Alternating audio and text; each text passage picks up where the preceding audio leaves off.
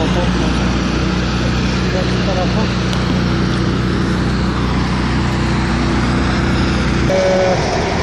Toptancılar sitesinin orada şey arasında Şekil bir daha yaz.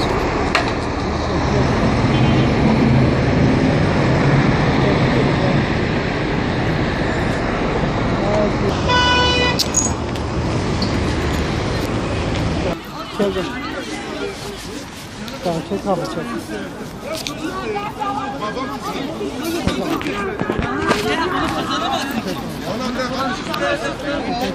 Güzel çek, korkma, korkma lan. Sen büyüksün.